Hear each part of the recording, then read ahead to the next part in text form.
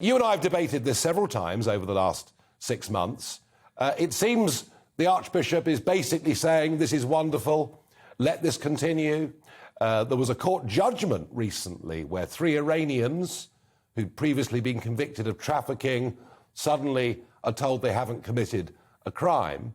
How do you anticipate this illegal trade will shape up in 2022?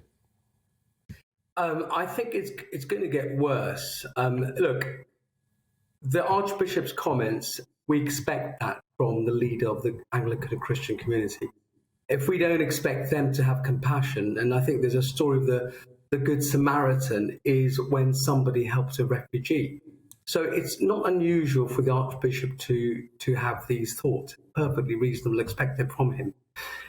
This is the thing, though, that we will get an increase of refugees coming over here, so long as they come from a country where there's well-founded fear of persecution for one of the convention reasons.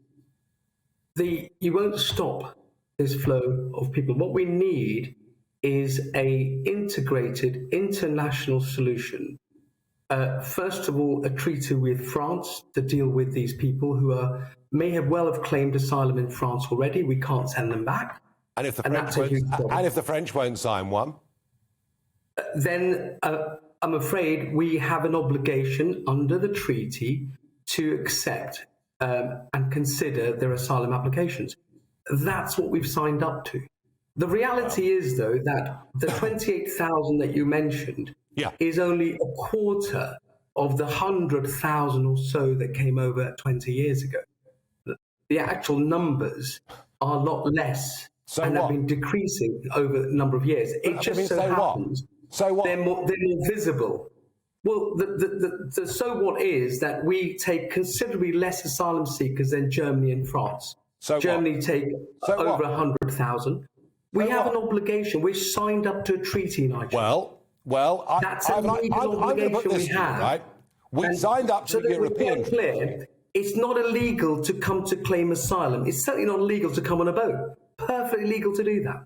There's nothing illegal about those. So you're saying, under the international treaties that we've signed with the UN, it's perfectly legal to destroy your ID documents and cross the English Channel and come to this country? Well, you tell me of the offence that's committed. Well, I tell you what I think we should do.